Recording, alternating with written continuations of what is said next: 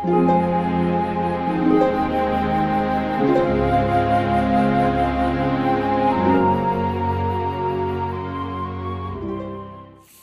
now we're going to end with probably the most damaging stuff. Here we go. This is stuff no one's heard except for... In 1970, in Germany, a man named Günter Lulling was doing his doctoral thesis on the Quran. He could read and write Arabic, Aramaic, Nabatean Aramaic, Syriac Aramaic, Syriac. He could read and write many of these archaic languages. Germans are like that.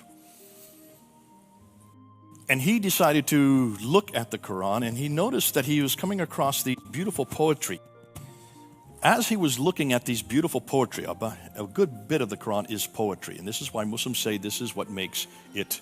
How could a man who could not read and write such beautiful poetry? That's how it is proof that it is divine. It is from God himself. But as he's looking at this poetry, he said, well, I've seen that before. And so he started looking at and taking off the dots and replacing them with other dots. Because see, Arabic is not the first to have dots.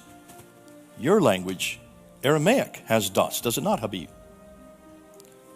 Aramaic is what was spoken in the Christian churches. It was what was used in the lectionaries. It was what was used in the liturgy in the 7th century. All of the Christians, the Nestorians, all wrote and read in Aramaic, and they would write these beautiful poems. And as he started taking the dots off from the Arabic and putting Aramaic dots on, he was able to come up and find that every one of these strophes that he found were Christian hymns to Jesus Christ, our Lord. So he wrote it up in his doctoral thesis. So he got this eximium opus in 1970. Now, when you get an eximium opus, you are given any professorship anywhere in Germany. If you get the highest grade, anybody wants you, everybody wants you, and you're given a professorship. He didn't get a professorship. He was thrown out of the university in 1972 and was thrown into obscurity for 30 years, had to live on welfare. I met him in 1999. I didn't by accident. I was going to meet another German scholar, Dr. Gerd Puyn, who is one who's doing all this amazing work on the Sanaa manuscript. And when I was there, he said, I want you to meet this man named Günter Lulling. And so he invited me over to his house, and we met him, and he had knickerbockers on. He was a jovial fellow. And I said, well, what did you do your doctorate on? And he told me that he did it on these Christian hymns. I said, Christian hymns in the Quran? Can I see your doctorate? So he had it. It was about that thick. And I said, well, why don't you get this translated into English? We'd love to read this. He says, well, why don't you do it for me? So I took it back to London and got it translated. Paid for it. I couldn't do the translation. I had the Germans do it there, and they translated into English. We handed it back to him, and that's the end of the story, I thought. I didn't know what happened after that. In the last 3 months, I have been going up and I've been bringing a German scholar of sorts. His name is Thomas Alexander. Thomas Alexander is from Germany. He's part of the INATA group, which is the German scholars that include Dr. Robert Kerr, Dr. Christoph Luxemburg, used to include Dr. Günter Lulling, and many others. Gerd Puyn, von Bothmer, Oleg, all these great names. These are the best and the brightest in the world when it comes to the Quran. These are all the German scholars. They're way ahead of the rest of the world. But Thomas saw me on my internet site, and he wanted to get in contact with me. He says, Jay, we have some stuff in Germany that you'd like to hear. And I said, well, yes. He said, we have been tabulating this material since 1920. That means for 100 years they've been tabulating this, but they've been keeping it in German. And I said, well, let's get it in English. So he said, okay, invite me on. So I invited him on. If you go up on Fander Films, you'll see in October, November, and December, he started coming on and started introducing all this material. And then he came to Günter Lulling. He says, you know, this guy named Günter Lulling blew this whole thing open in 1970, was thrown into obscurity, and then he got an English translation that actually brought him out of obscurity, and he died in 2015, absolved, because the whole world now could read his work. And I said, well, I think I had something to do with that. He says, you're the one that translated into English? I said, yeah, I didn't know what happened to it. He says, well, because of what you did, Günter Lulling died a happy man. And I said, well, tell me what he showed. Tell me what he did. Well, he said, not only did they resurrect what Günter Lulling did, Dr. Christoph Luxemburg then wrote this book. Have any of you seen this book? Grab it, get it. Put it in your library. You should know what this is, hubby, because this is your language. Dr. Christoph Luxem is not his real name. He cannot tell you what his real name is because of fear of death. There are so many Muslims that would like to kill him for what he has found.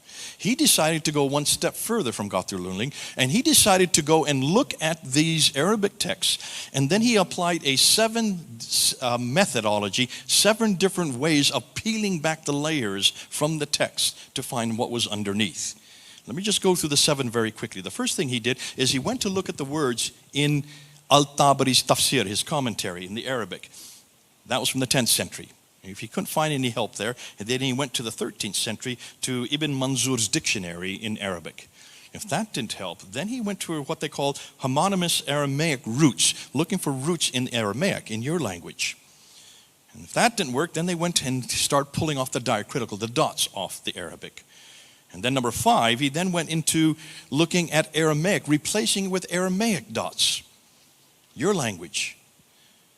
And then he started finding enormous amount of discoveries. And what he was doing, he was pinpointing the 25% of the Quran that I said at the very beginning of the hour, even the scholars didn't know. He was only interested in those 25% known as the dark passages that even the scholars could not understand. As he was peeling layer after layer, he then took the diacritical marks, applied Aramaic diacritical marks to them, looked for translations from Arabic to Aramaic, and then finally he went back to the Aramaic lexicons from the 10th century and was able to reproduce all of the dark passages. Every one of the dark passages, and guess what he found? Every one of these dark passages that's in the Quran today are previously Aramaic Christian lectionaries. All about Jesus Christ. It's all about Jesus. The original Quran, the Proto-Quran, was written by these Christians who were priests. Many of them were writing these. They were beautiful poems. There's a beautiful poem from Ephraim, a poem that is in chapter 23 of the Quran. Read it. You can see it. Look at the first 5 verses in chapter 23 of the Quran. It talks about the duties of the believer, how the believer must not at all use foul language, how he must pay his debts, how he must pray, and finally it says how he must remain chaste. Verse 5, how he must remain chaste. And then verse 6 comes in. Except for those men who have multiple wives and who have sex slaves. Woo! Slams you right in the face. What's that got to do with chaste chastity? And then in verse 8, it continues with the believers who do these, great shall be their reward in paradise. Dr. Guillaume D. from France went back and traced this, did the same thing that Christoph Luxemburg had done, gone back to the Aramaic and found that this is a hymn, this is a beautiful poem written by St. Ephraim in the 4th century.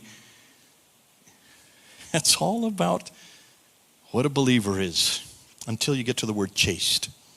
Verse 6 and 7 are not in the Aramaic at all. That is an adulteration of the text by the Arabs who didn't know how to read Aramaic. They adulterated it and took chastity and just destroyed the whole intent of what chastity was to be. And you can see example after example after example right through the Quran. So folks, what are we going to do? We need to go back and take the Quran and bring it home.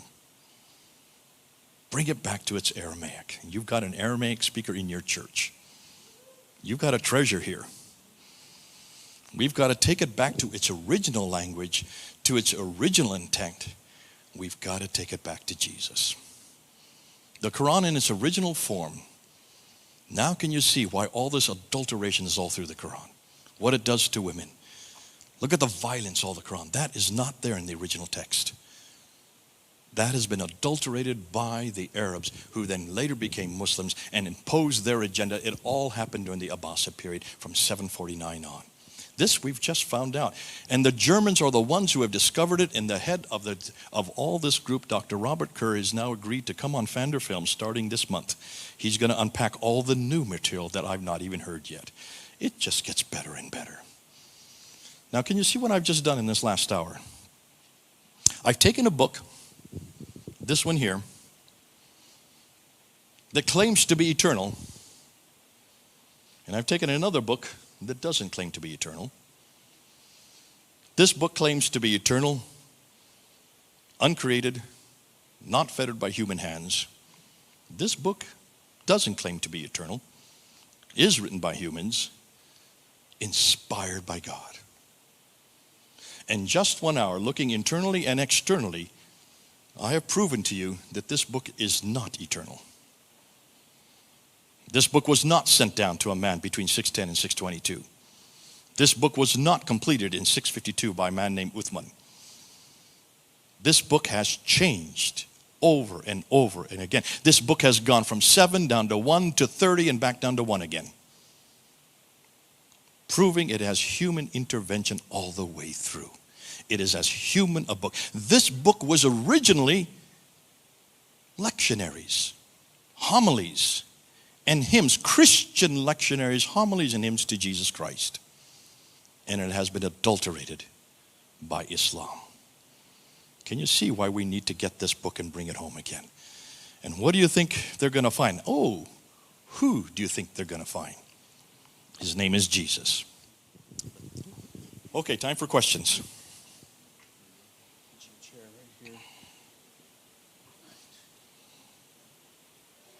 Well, first of all, can we give Dr. Smith a hand, please?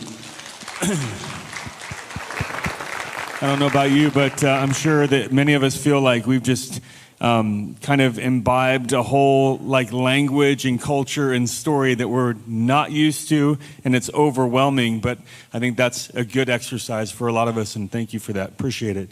And so we're going to, some people have voted these questions up. So you've voted the questions, and I'm going to ask you the questions, and we can have a little conversation if you'd like. You can tell us some more about this. One of the questions that got voted up was this: how are the 26 different Qurans with the 93,000 contradictions different than the many different Bible translations with different words? Okay, real quickly. Translations, we're not talking about translations. Translations are different languages. We're talking about the Arabic text. So basically, how can you have, what I'm saying is, we have 30 different Hebrew Old Testaments, and we have 30 different Greek New Testaments. Okay, don't get in translations this. This has nothing to do with translation. These are the original text. Now, how are they different? You want to see? Yes. Well, actually, I could go through some slides right here. You can see right here, I've got some slides just on that. If you look here, take a look at this. This is chapter 3, verse 146. So this is not a translation, folks. These are both Arabic. All right? Two different examples of one verse in two different Qurans, one in Warsh and one in Hafs. So that's these two books I have up here at the front. Okay? On the left side, you have Hafs, which is the word qatala, means to fight. And on the right side, you have kutila, which means we're killed. So in the English translation of this Arabic word, verse, how many a prophet fought with whom were many worshippers of the Lord? On the Warsh it says, how many a prophet were killed with whom were many worshippers of the Lord? What have they done? They have put a dhamma in where the fatha was, and they have put a kasra where the other fatha was. So that's all they did, was change two vowels around, and look at, you have now fought versus kill. How does that change the verse?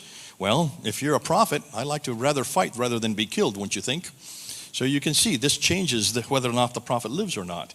Here's another example. Here you have slaves on the left versus in the presence of God.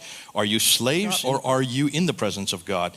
And are you females who are in the presence of God? Well, you can see just by changing two different letters here, you get a completely different meaning on that. I won't go into that because that has three different problems here. Here you have Ihsan on the left, and you have Husnan. One is doing good, the other is beauty. Translation, and we have enjoined on a man doing good to his parents. On the right side, we have enjoined on man beauty. Now, if I'm a parent and I have three sons, do we want our sons to do good or to be beautiful? I'd rather they be good rather than good looking. And then we'll end with this one here, 98:6. Here you have between the Warsh and the Hafs, al-barayati versus al-bara'ati. One means creatures. That means creatures who are in hell. And look who they are. Those are the people of the scripture. That's us and the polytheists. Are we creatures in hell or are we innocent? Now there's a theological problem and a doctrinal problem. Do you see that? Just by changing one of the letters, you change the complete doctrine. Because are we creatures in hell because of what we did, or are we innocent in hell? And if we're innocent, what are we doing in hell? So you can see there's all kinds. You can do a doctoral thesis on that. So it doesn't just change. This has nothing to do with translation. These are Arabic with Arabic, Greek with Greek, Hebrew with Hebrew, the equivalent in the Bible. And yet look how they change just by changing a dot or changing a vowel. Thank you. Good. Yes. Wow. Another great answer and interesting. Somebody voted this one up. Who discovered the Quran? I'm not sure if you covered that at the beginning. I can't remember. So who discovered the Quran? There's 5 votes for that question. I have no idea who discovered the Quran because we can't find the Quran. If we could find the first Quran, we'd know who discovered it. That's the $1 million question no one knows. Okay. What we do know is a good bit of it. You remember I showed you the top copy, the very first one, the one that was 99% and it's from 749. It has 2,270 variants from the Quran we have today. That means, is that the Quran with over 2,000 differences? So where is this Quran that we're talking about? Well, this is it right here. This is the Hafs text. When was this written? This was written in 796. That's the late 8th century. That's 144 years after Muhammad, but chosen in 1924, less than 100 years ago. So is this the original Quran? Well, you're 144 years out, and of course, you're almost 1,400 years too late, or 1,300 years too late. So who has created the Quran? I would suggest we won't know that until we find more manuscripts that will lead us to how and where the Hafs came from. Good, thank you. Yes, I think that point's been made over and over again that there's just so many Qurans that it's kind of hard to distinguish, and that is kind of the proving point against there being this eternal word that you've been mentioning. And so, nonetheless, let me just say real quickly, go ahead. Dr. Shadi Nasser from Harvard University did his doctoral thesis on this very question. He wanted to find out whether these 30 official Qurans were just the only ones, and he went back to all the traditions and found that no. There were over 700 different Qurans. 700 different Qurans from which these 30 were chosen. 7 were chosen in 936, that's the 10th century. Another 14 were chosen by Al-Sha'atibi in 1194, that's the 12th century. And then another 9 were chosen by Al-Jaziri in, listen to the date, 1429, that is the 15th century, that's 800 years after Muhammad. So the 30 Qurans that we have today, chosen from the 700, were only finalized 800 years after Muhammad. Ooh, It just gets better and better. I like that sound. That's good. That's my signature piece. I do that. All the Muslims know it, and they don't like it when they hear it. Good. So a couple other questions, just a few more. Here's one. How do you take all of this challenging knowledge about the Quran that you've shared tonight and share it in a way that Muslims will listen to? Like, how do you do that, and how can you engage? That's kind of the idea of like taking all this knowledge. Let's just put it into a conversation quickly, or some way that you can talk to somebody and use this in a conversation if you're talking to a Muslim person. Very simply, and this is what we're going to do. On Saturday, we're going to introduce some new material on Mecca and also on Muhammad. If you think the Quran is bad, wait till you see what we know about Mecca and Muhammad. But what you do is what we find in conversation with Muslims, whenever they make a claim about the Quran, oh, the Quran is eternal. All you have to do is ask 2 words, prove it. But don't prove it from the 9th and 10th and 11th and 12th century. Prove it from the 7th century. Where is this Quran that you're talking about? Simple as that. It makes it so much easier. Now notice what I have said. I have asked a historical question. So by asking a historical question, say, prove it. Show me one manuscript of this book you're talking about that's, you're saying 1,400 years. Show me one example of one manuscript from that century and leave it with them. But more than that, prove it that it has not been changed. When you say not one word, not one letter, prove it. Just say prove it. And what's fascinating, by asking these type of historical questions, this is not hate speech. This is not Islamophobia. You won't get struck off. And more than that, you are asking a perfectly neutral question because the same questions have been asked of the Bible. And we've passed every one of those tests. That's great. Thank you. So that's a great tool just for you guys to use as you do engage people, right? Just ask that question, prove it. I think that's super helpful. Thank you. One other thing, somebody put this, are the stories from the Old Testament the same stories in the Quran? Absolutely not. And this is why it's so tragic, because there's so many stories in the Quran that do not parallel our biblical stories. There's many characters that are there. I'm going to give you one, for example. Chapter 27, verse 17 in the Quran is a story of Solomon and Sheba. Now, see if this is the same Solomon you know in your Bible. According to that story, Solomon has birds that he marches and gets ready for battle, because they fly up over the enemy and they drop stones on the enemy with the name engraved on the bottom of the stone that they're going to kill. So he's marching the birds one day, left, right, and he notices the hoopoe bird's missing. He gets angry because the hoopoe bird's missing. And then suddenly he looks to the south and he sees the hoopoe bird flying, and it lands at his feet and talks to him. So Solomon talks to birds. Is that in your Bible? Solomon able to talk to birds? Anyhow, he's talking to the bird and says, "Where have you been?" And the hoopoe bird says, "Well, I've been down in the south, way down in Sheba, in Sabaean area, and there's this gorgeous queen down there, the Queen of Sheba. You've got to see her." Well, Solomon tells bird, "You go on back down, bring her back up, and I'm going to keep marching my bird." So the bird flaps on back down to Sheba, lands at the feet of the Queen of Sheba, and talks to her. So lo and behold, she talks to birds.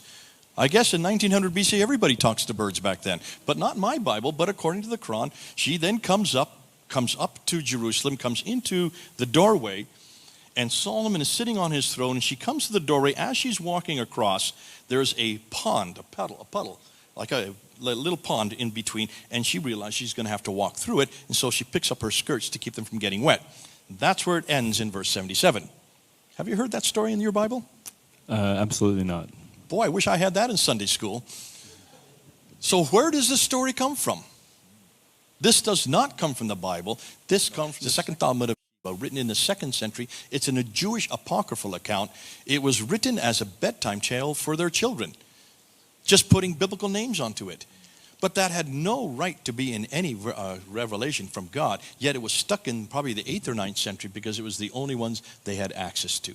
And almost every one of the stories, when you look at the Quran, are these abbreviated, these abrogated, and these apocryphal accounts. Thank you. Proving yet again, written by men. Yes. Yeah, I think that's it's really interesting, this whole conversation tonight, because I think that you are touching on something that it's kind of foreign for us in our culture today to even like speak against or say something that might even be true. It might sound kind of like hate speech, like you said, but asking these historical questions and actually pointing people to historical realities is not hate speech. It's just actually having a conversation and a dialogue about facts. And so really appreciate that you're doing that. Let me just say one real quickly. There are a lot of people who do confront Muhammad and do confront his sexual proclivities and his violence. And that's what Muslims get upset about. They don't want you to touch Muhammad. So don't go there. Don't even talk about his sexual problems. Who cares? Don't even talk about his violence. Who cares? Ask a much deeper question. Did he exist? Bingo. If he didn't even exist, then who cares about all these stories? But what you're doing is two things. You're taking this anger away, and you're never going to be called a hate preacher. I don't get called hate preacher anymore, or Islamophobe, because I don't do that anymore. I let David Wood and Hatuntash and Sam Shamoun do that. I stick to the historical argument. Once you do that, it's not only neutral, it's much more impactful, and you're actually confronting the very foundations. Oh, that's so good. Okay, one more question, and I think this is a great place to end tonight. It says, what are the references, or are there references of Jesus Christ that are in the Quran? Lots of references, about 93. You want me to go through all of them? Maybe just a couple, I don't know. Let me just give you the ones that are probably the most problematic. In chapter 4, verse 171, it says that, say not three, for God is one and he has no son. So it's attacking the Trinity, it's attacking Jesus' divinity, and it's attacking his sonship all in one verse. But chapter 5 is probably the most difficult one for Jesus. In chapter 5, verse 72, it says, for God has no partners. That's attacking the fact that Jesus is a partner of God. In chapter 5, verse 75, it says that Mary and Jesus ate, but God does not eat, attacking the fact that therefore Jesus cannot be God because God doesn't eat. In chapter 5, verse 116, it's God asking Isa, is it true that you and your mother are to be worshipped as God? So that's attacking the Trinity again, but it's confusing Mary as part of the Trinity. So in all four of those, has no partner, does not eat, and also is is one of the part of the Trinity with his mother. Can you see these are all aberrations? Not one of these three things do we believe. They do not represent Christianity. So whoever wrote the Quran, how did they get it so wrong? Unless, of course, these are Aramaic writings that have been adulterated when they put it into Arabic. That's what we're finding. The Jesus there, and then you get probably the last, and this is the last one, this is the worst one. Chapter 4, verse 157. In chapter 4, verse 157, it says, "For they killed him not," this is Jesus, "they thought it was so, another was given his image, but truly they did not crucify him." And that's why Muslims don't believe Jesus was crucified. That one verse damns us all to eternity. How did that get in there? Here we're finding that's not one of the earliest verses. That's not in the original manuscripts. That was added at a later date. So historically speaking, we know that this had nothing to do with the original Quran. It was added as a polemic against Jesus. Because the earlier verses in chapter 19, verse 33, there you see Jesus himself, Isa, talking about himself as a child. And you see, "Blessed be me, the day I was born, the day I die, and the day I rise again." He's talking about his death. That contradicts chapter 4, verse 157. So the earlier verses, which are in the earlier Quran, the Proto-Quran, are all right. They got Jesus correct. But the later ones destroy his divinity, destroy his sonship, and most importantly, take him off the cross and let another die in his place. Well, thank you. We are going to close for tonight, and hopefully you guys have enjoyed this little bit of a preview of the conference coming up on the weekend. Had your mind blown a little bit. I think, Habil, you said that in our advertisement for the conference, that once you listen to Dr. Smith, your mind kind of gets blown a little bit, and I think that's true. I do just want to say that I think it's really, really helpful, and this is why. If you look in the Bible in the book of Acts in chapter 17, what you see is Paul engaging on what was called the Areopagus or Mars Hill. And when he was there, as many of you guys know, he was able to quote some of the writings of their own scholars and their own poets, and he does this in the book of Titus as well, right? And so as we listen tonight, we're somewhat maybe familiar with some Greek philosophers because some of us have taken philosophy in college or in other places like that, and so we'll hear some of these things and it'll make sense. This is a whole nother world. This is a world with a different culture and narrative, and so it's helpful, and I didn't get exposed to much of this until I moved to England, where, as you said, in England there are many more Muslims. And it can seem to some irrelevant, but I'll say this, that online it's not irrelevant. In Boise, populations are growing, and we have neighbors and friends that are immersed in this world that Dr. Smith has opened up for us tonight and will open up further over the weekend. And so I just want to encourage you that the motivation behind this whole thing is to open up this world, to open up these histories, open up these stories so that we might be able to know people and engage in their story. And you can't engage in their story without knowing their story, and that's what this is all about. And so thank you so much again, Dr. Smith. We appreciate you. One more hand for Dr. Smith tonight.